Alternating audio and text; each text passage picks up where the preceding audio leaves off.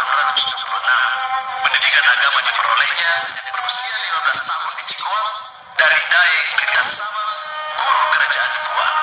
Ketika Kesultanan Goa mengalami kekalahan perang terhadap Belanda, Syekh Yusuf pindah ke Banten dan diangkat menjadi mufti di sana.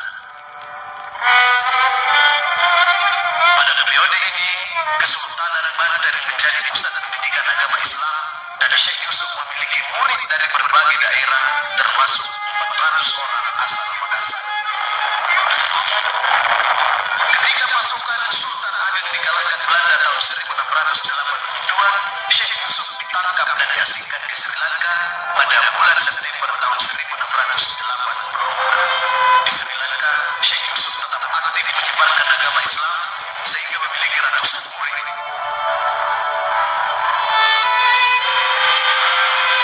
Melalui jemaah haji yang singgah ke Sri Lanka, Syekh Yusuf masih dapat berkomunikasi dengan para pengikutnya di Nusantara, sehingga akhirnya oleh Belanda ia diasingkan ke lokasi lain yang lebih jauh, Afrika Selatan, pada bulan Juli tahun 1693.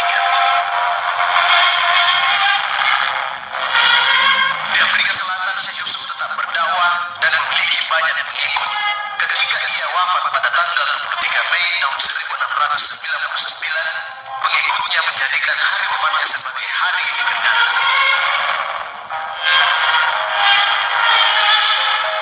Jenazah Syekh Yusuf Tajul Khalwati dibawa ke Goa atas permintaan Sultan Abdul Jalil yang memerintah antara tahun 1677 sampai 1709 dan dimakamkan kembali di Lakium pada April tahun 1705.